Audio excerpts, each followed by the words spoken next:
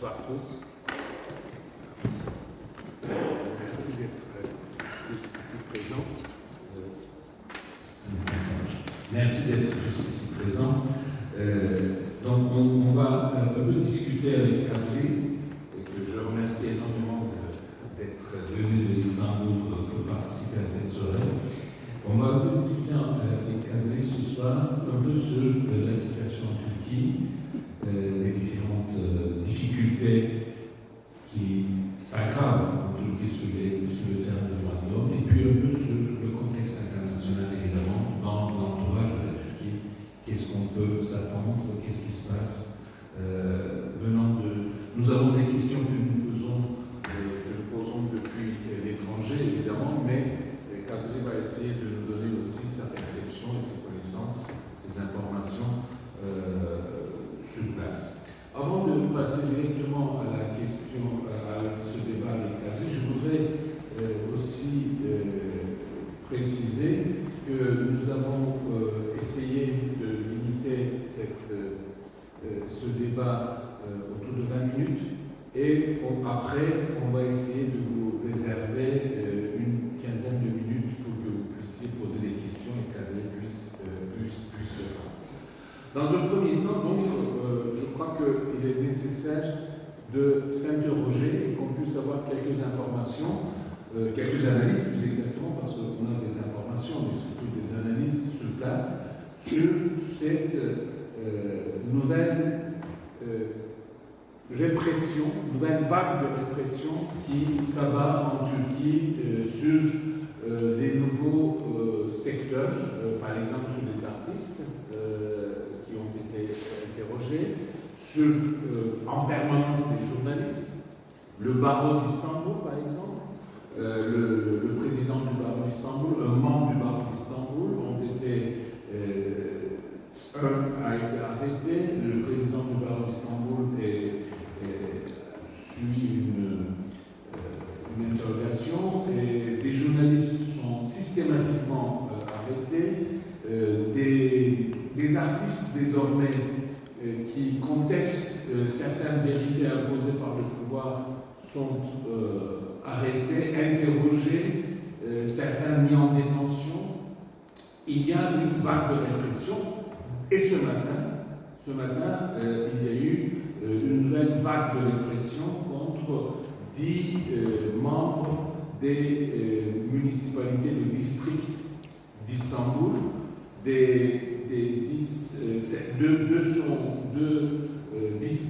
maires de 2 districts d'Istanbul et 8 autres sont des membres du conseil municipal. Ce sont tous des personnes qui ont été élues lors de la dernière élection municipale à Istanbul par une liste d'union entre CHP et le Parti de démocratie et de l'égalité, et autour d'un concept sur le pacte de la ville. Donc Kadri nous donnera plus d'informations là-dessus. Donc du coup, il y a une vague de répression tous azimuts autour de contestation des réalités, et ceci, contestation des réalités imposées par le pouvoir, et ceci va jusqu'à l'absurde, puisque même un astrologue, il y a quelques jours, a été arrêté parce que cet astrologue avait prédit que quelqu'un ne va pas survivre jusqu'aux élections prochaines. Ce quelqu'un, c'est qui, on ne sait pas, mais apparemment, Erdogan ou Bahçeli ont pris la mouche là-dessus et ils ont fait arrêter l'astrologue. Donc, du coup, là, on passe le degré kafkaïen de la chose. Voilà, merci d'être là, Kadri. Donc, c'est à toi de nous éclairer. Merci Abi. Moi je suis de Galatasaray, lycée de Galatasaray, et puis aussi je lis nommé Troja, le professeur aussi, mon ami, ça veut dire mon grand frère, diplômé de Galatasaray, c'est un conféré, une sorte de conféré d'être de Galatasaray. Alors merci à vous pour ton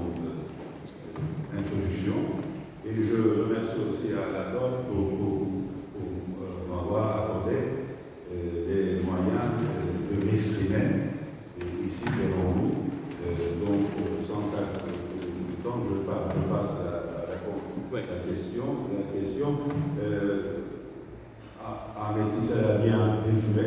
Moi, je ne vais pas ajouter de nouveaux éléments sur ça, mais c'est en fait la raison pourquoi, à ce moment-là, la répression a gagné un caractère tous azimuts.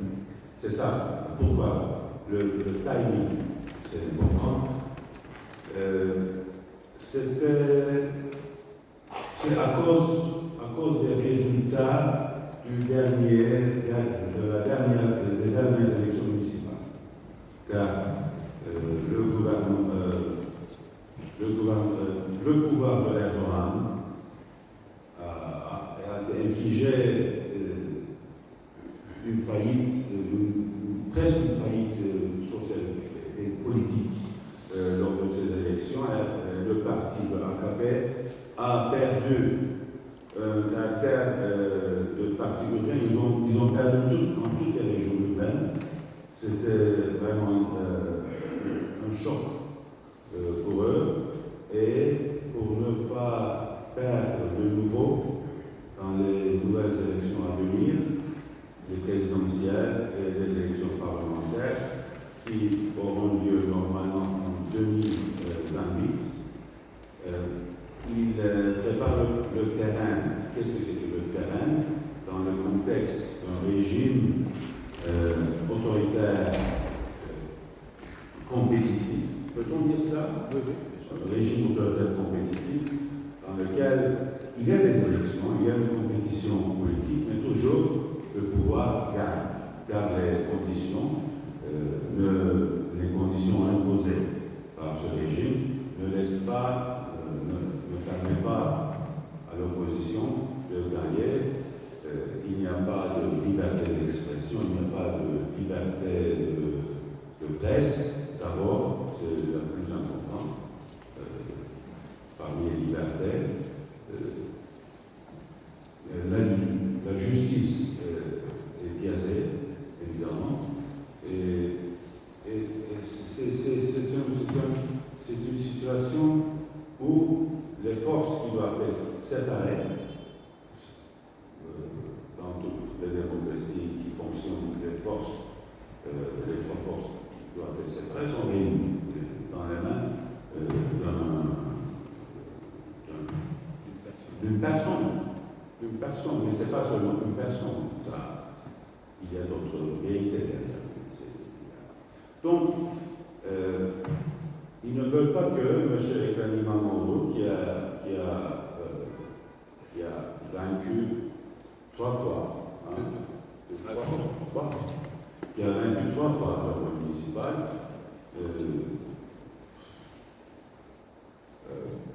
remporte les élections présidentielles, car il est connu comme accepté comme le candidat potentiel le plus fort. Et selon les sondages, il gagne dans des conditions normales. Il gagne. Et alors, le pouvoir essaie de lui liquider. La liquidation, ça veut dire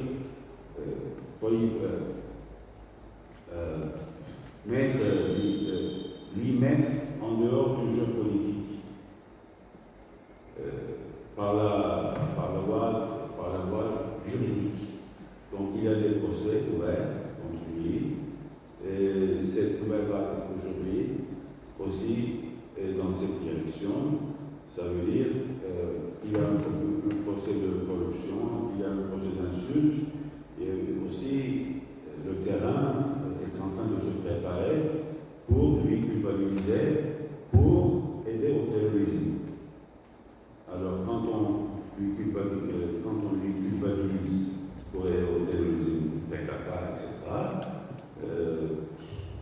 c'est la même mise à la mairie, à la municipalité,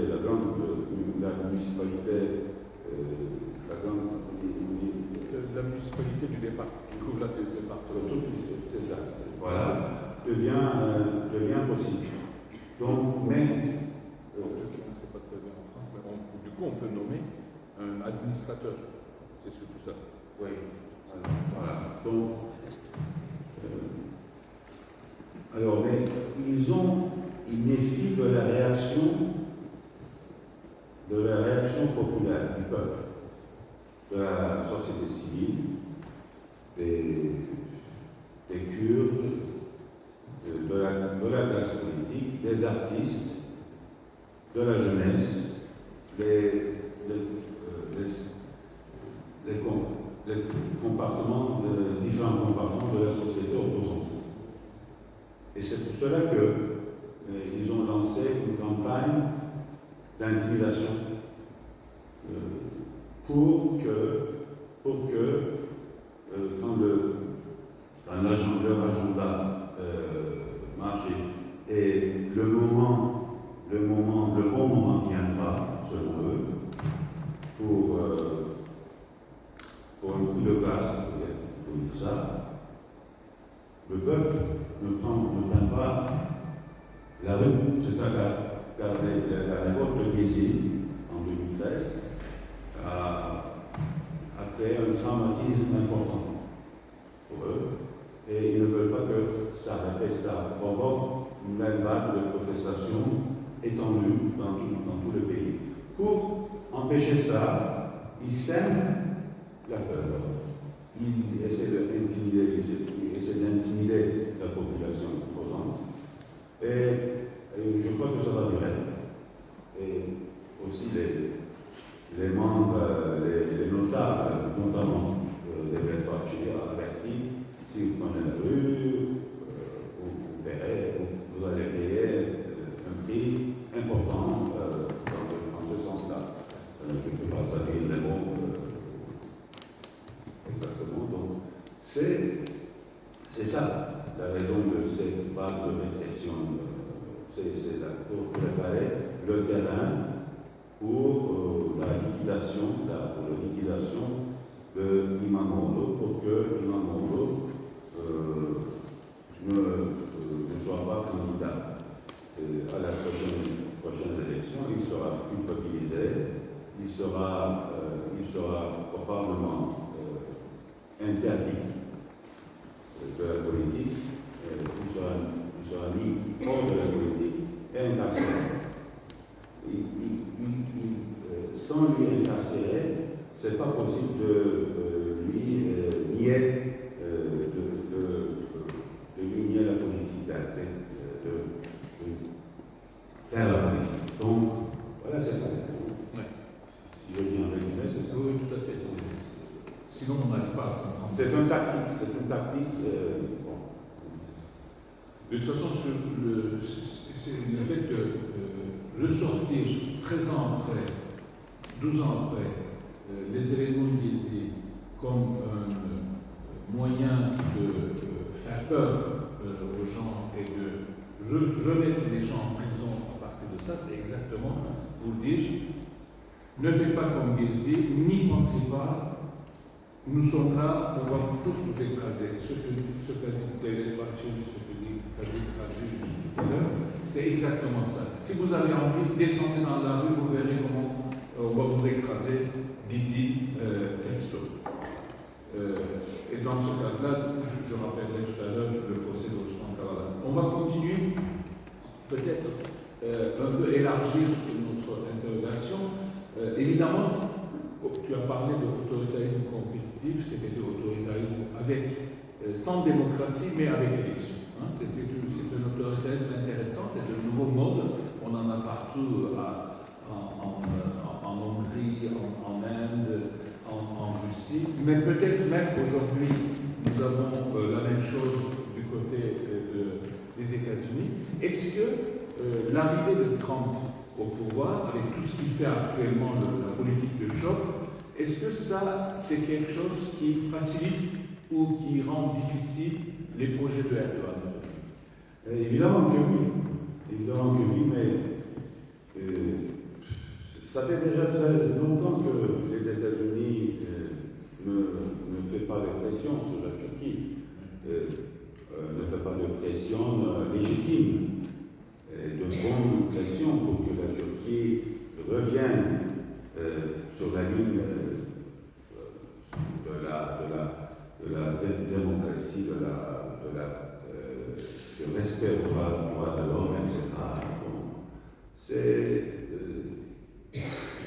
la situation de la Turquie est généralement, ce que je vois, acceptée par l'Occident. Donc, ça a été attendu. Les résultats des élections de 2023 ont été attendus en vain, avec l'espoir d'un changement politique en Turquie, mais comme le pouvoir, le régime a remporté ces élections aussi, dans le sens, dans le Parlement, ils ont remporté, ils ont aussi regagné la majorité aussi les présidentielles. Donc maintenant, il y a une acceptance. Il faut, même si la Turquie ne se démocratise pas, et il faut travailler avec cette Turquie. C'est la réalité. Donc il faut se comporter avec cette nouvelle réalité. Et aussi, l'opposition ne donne pas assez de confiance, ne projette pas cette confiance. Et puis c'est Trump en tant qu'un leader populiste de droite, il est pour des... Il y a pendant son premier terme, il a entendu bien avec le président Erdogan, car ces types de leaders n'aiment pas vraiment se comporter avec les relations réglées par les institutions. Ils aiment tête-à-tête, ils aiment une sorte de transactionnalisme give and take, et puis régler leurs affaires d'une manière opaque, plutôt opaque. C'est la même chose avec Poutine et Erdogan, et Poutine et Ilham Aliyev. Ils aiment, c'est leur façon de mener, c'est leur façon de leur relation internationale. C'est ça. Donc, comme le monde bascule, l'Occident bascule vers un populisme de droite, de la droite, comment dit-on ça? Right-wing populism. Populisme d'extrême droite. Populisme d'extrême droite. C'est en fait, à l'origine, le mouvement islamiste, l'islam politique en Turquie peut être encadré par cette dénomination, à l'échelle globale, de caractère islamiste, mais aussi extrême droite, populiste. Alors je crois que même risqué, car M. Trump c'est quelqu'un on ne peut pas prédire, imprévisible, il est imprévisible. La crise la plus importante en 2018 a eu lieu entre les États-Unis et c'est pas la crise la plus importante, mais une crise importante a eu lieu en 2018 entre Trump et Erdogan après que Ankara avait pris une attitude hostile envers les États-Unis, en verrant derrière le coup d'État les États-Unis qui n'ont pas voulu coopérer après la tentative de coup d'État de 2016. Ils ont mené une politique un peu vraiment pauvre envers les États-Unis et ça a causé une crise terrible qui a déclenché une dégradation de l'économie turque à l'époque, qui avait provoqué une crise de cours d'échange à l'époque. Donc on ne peut pas on ne peut pas catégoriquement mettre hors du jeu, hors de la possibilité, car M. Trump, toujours, dernière phrase, est en train de concevoir des jeux politiques sont nuls. C'est ça? En français, c'est zero-sum game. Ils sont nuls, c'est ça.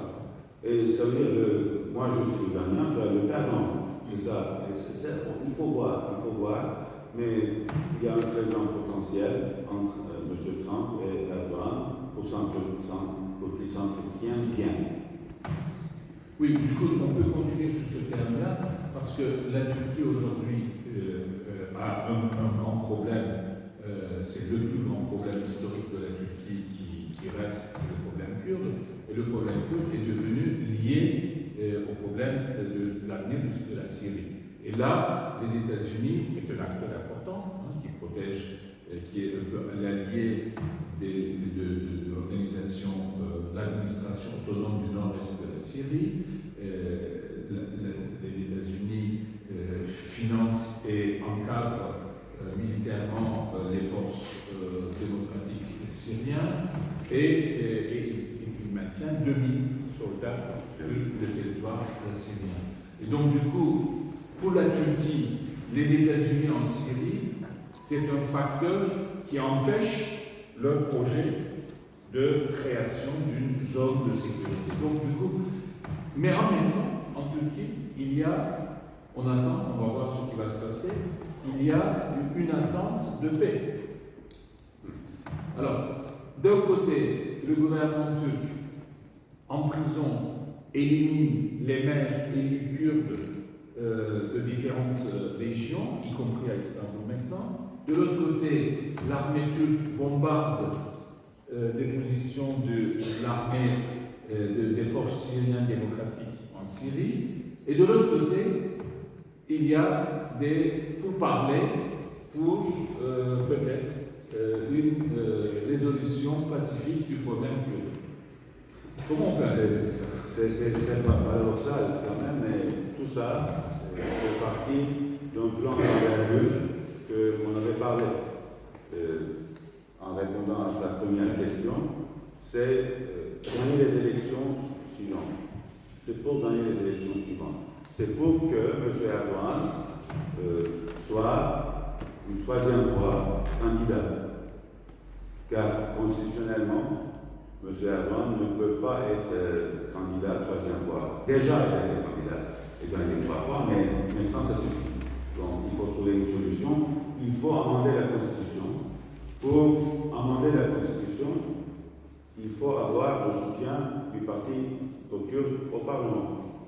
Pour avoir le soutien du parti kurde au Parlement, il faut s'entretenir avec les Kurdes, le mouvement kurde, dans un terme transactionnaliste, dans un concept transactionnaliste, et le coût minimal de cette entente possible entre le pouvoir et le parti kurde, c'est une amnistie. Une amnistie, car il y a des dizaines de milliers de détenus dans les prisons, des détenus du PKK, évidemment, dans les prisons, et aussi des élus du mouvement kurde dans les prisons. Alors, mais sans désarmer le mouvement kurde au sud, qui sont au sud de la frontière turco-irakienne et turco-syrienne,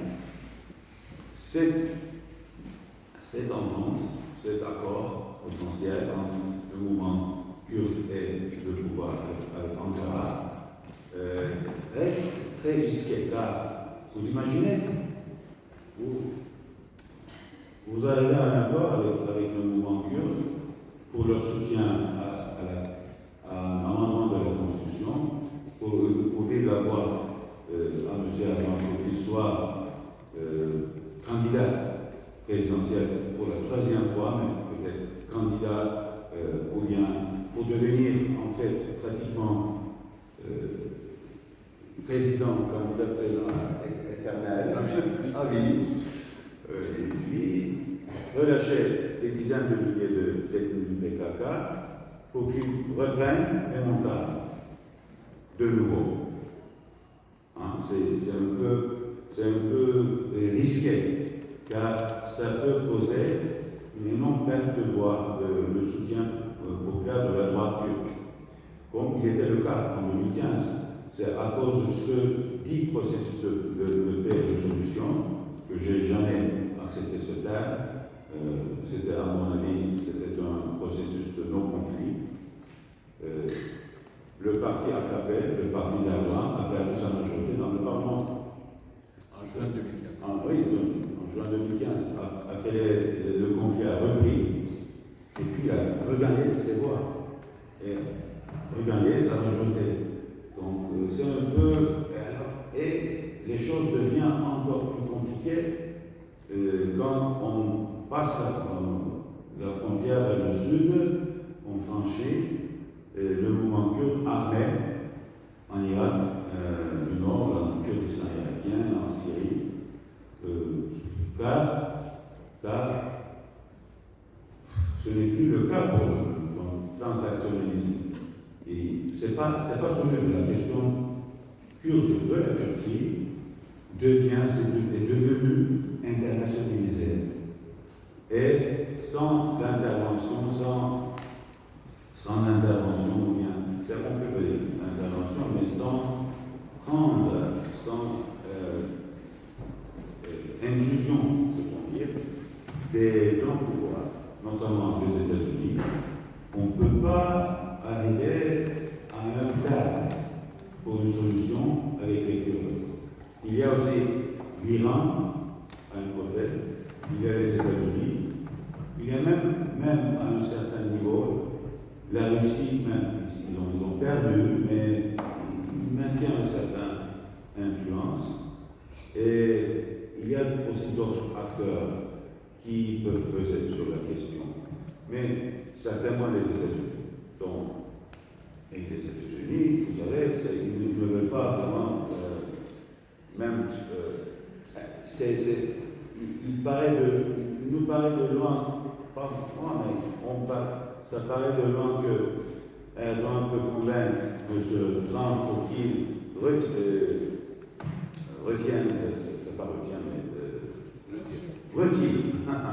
retire ces demi-zones en Syrie et laisse résoudre l'affaire, régler cette affaire aux Turcs et au nouveau pouvoir en Syrie. C'est pas vraiment faisable, à mon avis, car en 2025, il faut attendre aussi le règlement de compte avec l'Iran, entre la Syrie, entre Israël et l'Iran.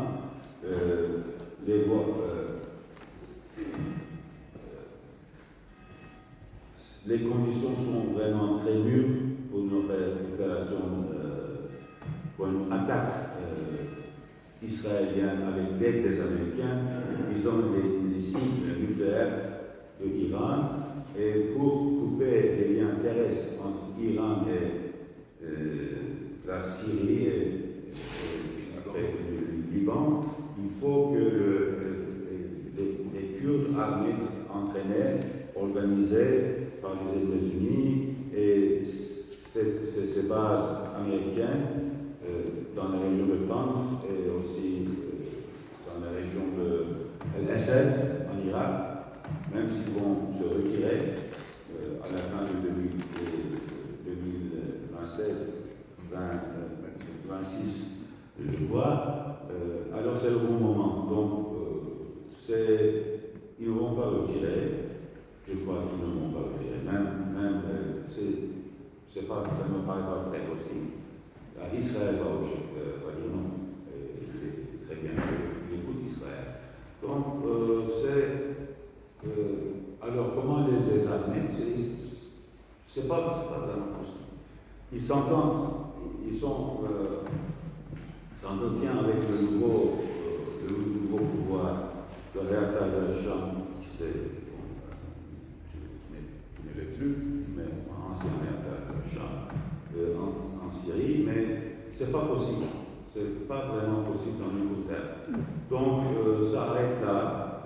Et puis, si le mouvement kurde, dont son appui à cet amendement constitutionnel, on verra quelles sont les concessions que M. Erdogan peut faire, peut donner, et comment ça peut, quels sont les paramètres pour alléger la situation pour les Kurdes. C'est très compliqué, c'est pas facile à faire. On dit que M. Abdullah Öcalan, qui est incarcéré sur l'île dans la mer de Marmara depuis 1999, fera un appel au mouvement kurde pour qu'il se désarme. Dans quelles conditions déjà Murat Karayılan, le chef militaire, un des chefs militaires de ce mouvement, a dit comment ça peut se faire. Nous sommes tous des milliers, des dizaines de milliers d'hommes armés, sous les armes, dans les armes, sous les armes. Et puis, quels sont les paramètres pour se désarmer? Ça me paraît pas vraiment faisable. C'est pour cela que M. Erdogan se retire un peu, se tient à l'abri. Et M. Devlet Bahçeli, qui n'est pas responsable du tout, qui n'a aucune responsabilité dans cette forme de coalition binaire très agréable. M. Bahçeli n'a aucun ministre, n'a aucune responsabilité politique, mais son soutien ce pouvoir dans le Parlement. Et voilà. Donc, c'est assez compliqué, je crois, mais j'attends pas beaucoup de choses dans ce. Et peut-être une dernière phrase, même si M. Erdogan n'arrive pas à franchir ce pas et devenir quatrième fois candidat, la survie du régime peut-être le formule pour la survie du régime peut être cherché autrement. Maintenant, par exemple, le ministre des Affaires étrangères à candidat devient de plus en plus populaire et en vue. Et il y a des rumeurs, selon ces rumeurs, M. Hakan Fidan peut-être l'alternative comme candidat, même s'il n'est pas politicien ni diplomate. Et on parle de cette alternative autant possible, pas probable, mais possible. Oui, Hakan Fidan était pendant longtemps le chef du service secret depuis 2010. Depuis 2010. Dernière question rapidement, parce que c'est un sujet qui nous intéresse ici aussi, sur les affaires, les relations extérieures de la Turquie. Du côté de la Turquie, on ne parle quasiment plus de la question des relations avec l'Arménie. C'est devenu un non-sujet. Or, du côté de l'Arménie, c'est un sujet d'actualité, de débat, etc. Pachinian a reçu récemment des délégations de la diaspora, il y a quelques jours, je crois, ou hier. J'ai lu un peu le compte-rendu de ces rencontres. Alors, comment on explique la situation, cette situation de non-question du côté de la Turquie sur les relations avec l'Arménie? Bon.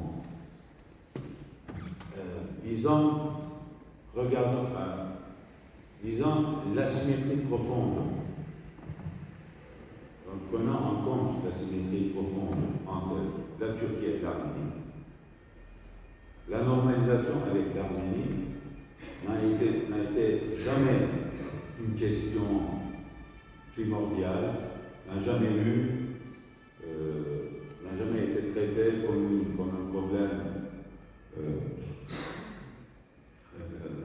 Ils n'ont jamais accordé priorité à la normalisation. Et c'était une question, un problème que la Turquie peut vivre avec, sans souci. La normalisation avec l'Arménie avait été importante en 2009, quand le pouvoir de l'AKP, incluant Abdullah Gül, le président de l'époque, voulait obtenir le soutien de l'Occident, de l'Europe et des États-Unis dans sa lutte stratégique domestique contre les anciens gardiens de la République, notamment l'État profond turc, ancien État profond. Il n'y a pas d'État profond maintenant. Les généraux et aussi ces structures qui se qualifiaient de gardiens de la laïcité de la République contre les courants destructifs, contre les séparatistes, contre les islamistes, etc. Donc, à l'époque, lui, il a accompagné cette ouverture vers l'Arménie, accompagné l'ouverture vers les Turcs, soutien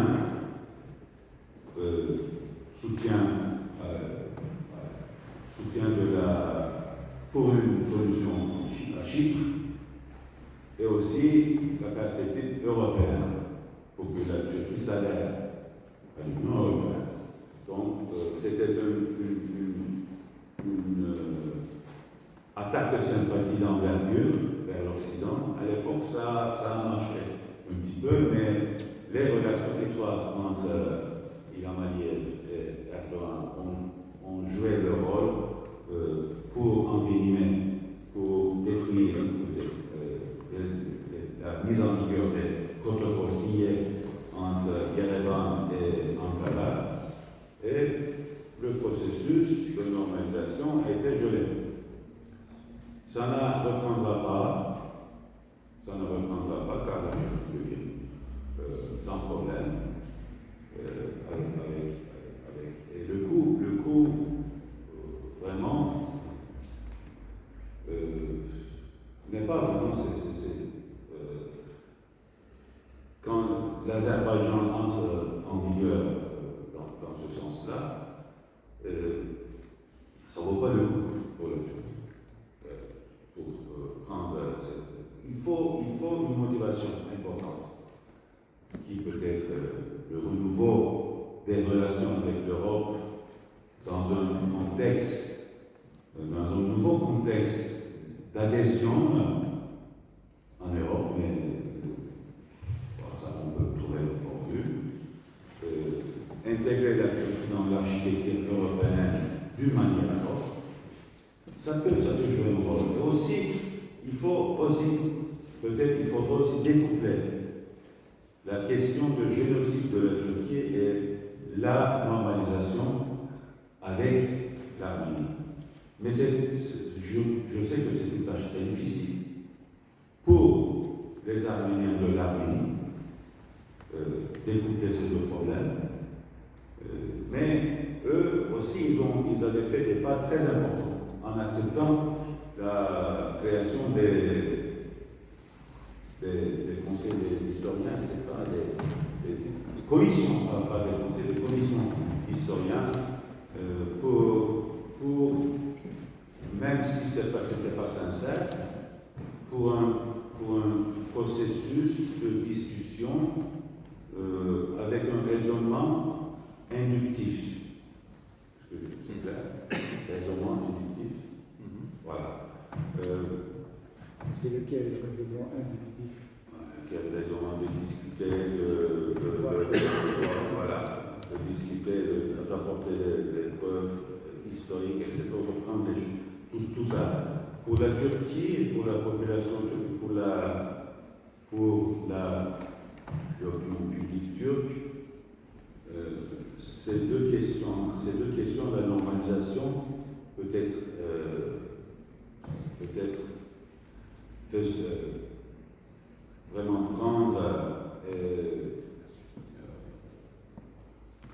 traiter dans un sens ou l'autre, peut-être être ambiguë.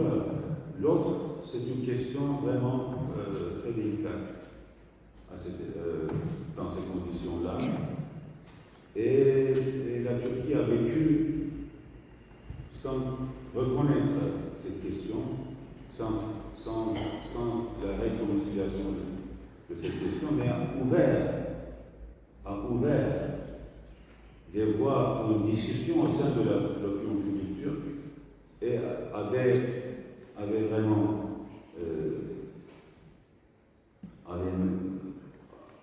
à l'époque le pouvoir avait toléré ces discussions, la commémoration de la génocide, même sur la place de Taksim, à l'époque. Maintenant, ce n'est plus le cas. Il n'y a pas une petite liberté de pensée et d'expression en Turquie à propos de ça, de cette question. Et la Turquie peut vivre avec cette manque de liberté d'expression sur sa question arménienne, car la Turquie se trouve mise à l'écart de l'Europe et se trouve distancée de l'Europe. Donc, comme c'est un grand pays et c'est un pays puissant, assez puissant, elle peut survivre. Il peut survivre. La Turquie, elle peut survivre. C'est possible. Oui, maintenant on va poser ces questions-là. Il est envisagé qu'il y ait un autre type de discussion avec l'Europe, et que ce serait ça une des conditions, l'autre est celle de la méthode, mais la condition de contexte, c'est qu'il y ait un enjeu d'européanisation de la Turquie, même si ce n'est pas l'adhésion telle qu'on l'imaginait il y a 15 ans. Alors, est-ce qu'il faut aussi, pour que ça va devenir une réalité, par exemple, qu'il y ait une alternative politique au pouvoir en Turquie, ou est-ce que c'est autre chose qui pourrait amener à ce qu'il y ait à nouveau un besoin d'occidentalisation de la Turquie? Très bonne question. Qu'est-ce qu'on peut faire avec cette Turquie? Est-ce qu'on peut trouver une solution, une formule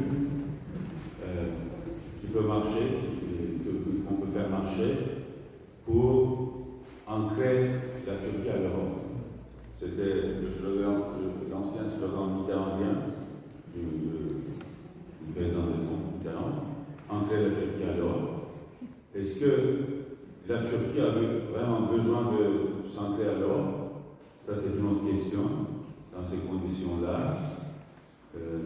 Même si, par exemple, la confiance en soi, c'est dû pouvoir augmenter après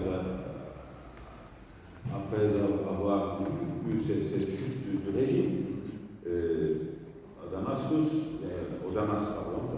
anglais Damas. Et puis ils interprètent ça comme une justification de leur ancien politique de renversement du régime en Syrie. Donc il y a vraiment une montée de confiance, même si la Turquie se trouve dans une crise économique. Les gérants, le pouvoir, pensent qu'ils peuvent gérer cette crise économique comme ils ont géré jusqu'ici.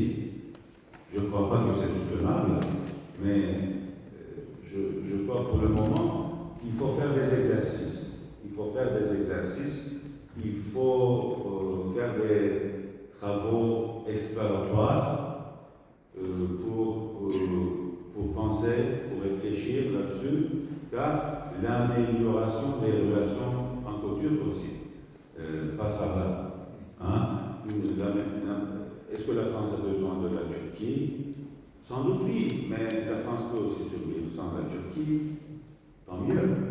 Donc, c'est quand même, on voit des champs de compétition qu'on constate en Afrique, en Libye, en Syrie, au Caucase, mais il faut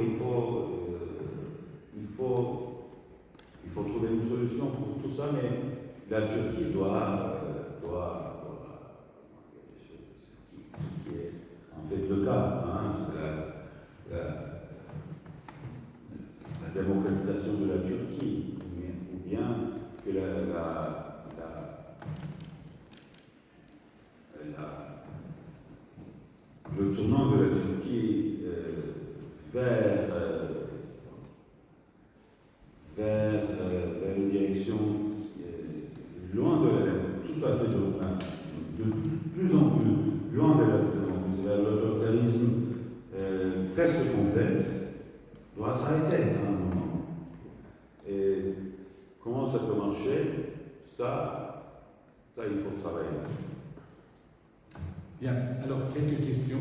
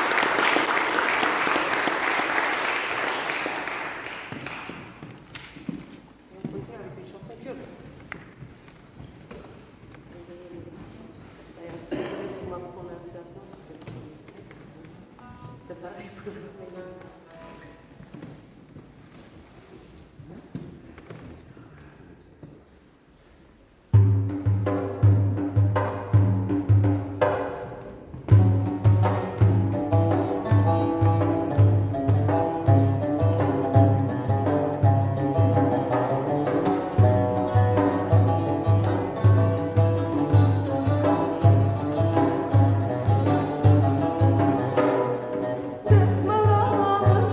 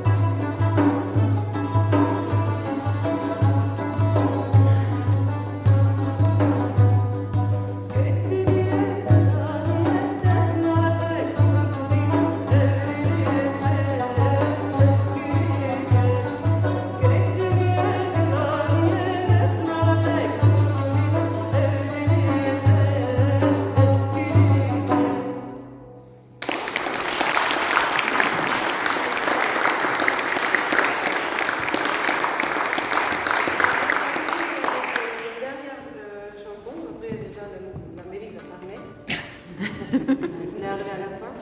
Donc ça va être, ça c'est une composition française.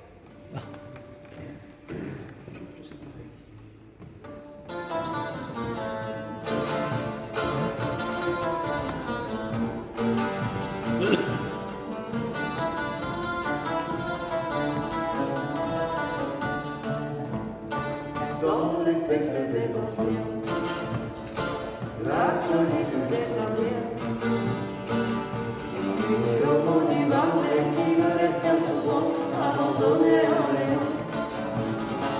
J'ai parcouru ces chemins, toujours à mon problème. Et tout en il n'y avait rien, mais maintenant tu es là, et mon cœur est avec moi. Laisse-moi te dire quel est pour moi ce plaisir de te chanter sur le phare qui je t'appelle son nom comme autant que mon sourire.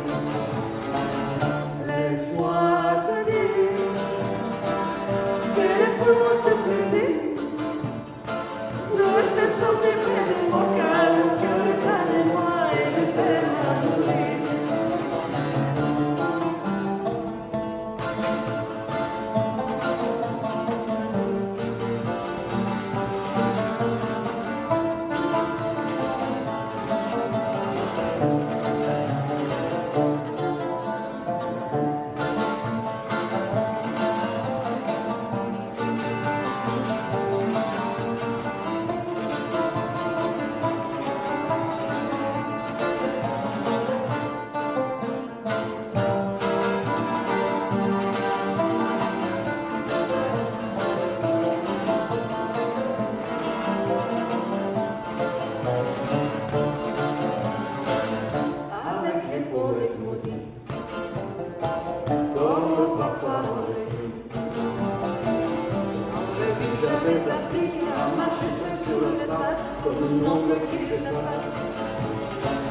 Il pleuvait sur le trottoir quand j'avais tombé le soir. Dans mon cœur il faisait noir, mais tu m'as tendu la main en me disant seulement laisse-moi te dire quel est pour moi ce plaisir de te chanter sur le vent qui m'est apparu sous l'ombre de ton sourire. Laisse-moi te dire quel est pour moi ce plaisir de te sentir près de moi car mon cœur est avec moi et je t'aime à mourir.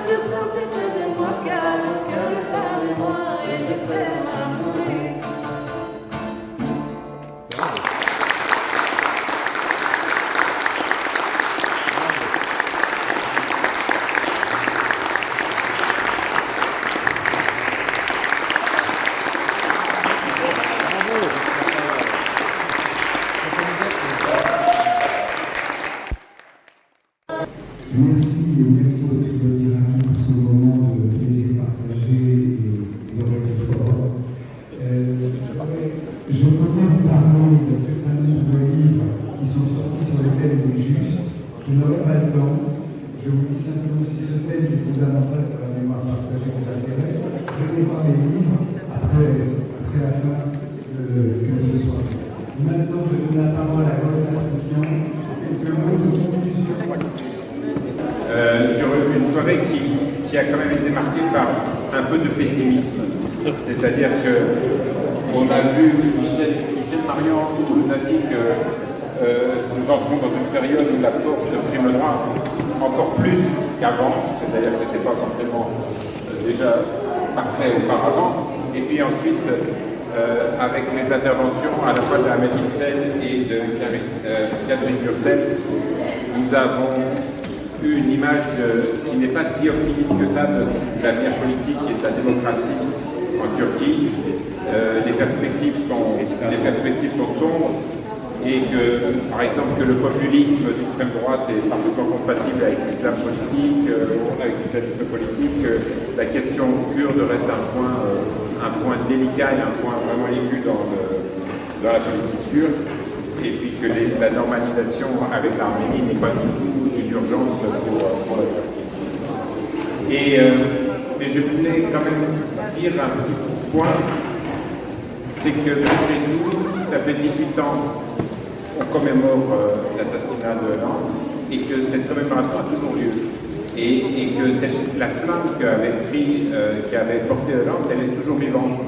Je crois qu'on ne mesure pas quand même à quel point dans la société civile cette flamme continue d'exister et comment, par exemple, lorsque moi qui suis d'origine arménienne, je rencontre des démocrates kurdes, il est facile de se retrouver, il est facile de se parler et il est facile de trouver un terrain d'entente. Dès qu'on évoque le nom de Hollande, on se retrouve une amitié et comment dire, je ne trouve pas le mot exact, mais en tout cas vous avez compris, une proximité immédiate et ça ne fait que progresser. Cette petite flamme qu'a allumée Hollande, maintenant nous en sommes tous un peu les dépositaires. Elle est entre nos mains et cette période d'obscurité, elle doit nous servir à traverser cette période d'obscurité. Que cette petite flamme, elle a été traduite d'une autre façon par Takwi, Thomasian. Cette petite flamme, elle la transforme en cuisine. Et que cette petite flamme nous serve à cuisiner le halva, que ce halva ne soit pas un plat de deuil, mais un plat d'amitié, un plat de partage, et qu'un peu, avec ce halva, on le donne à nos amis arméniens, à nos amis kurdes, à nos amis turcs, et que l'on fasse un peu ce qu'a fait le trio Tiriac ici, c'est-à-dire un partage et j'ai toujours le même mot que je ne toujours pas, mais un moment de convivialité, amitié, en tout cas ce désir que l'on a de vivre ensemble dans le respect, dans cette région du monde qui pourrait être un paradis, et je crois que c'est ce qui nous anime, et voilà, gardez cette petite flamme en vous, et maintenant quand on va faire du halva, on va voir la chose autrement. Merci à vous.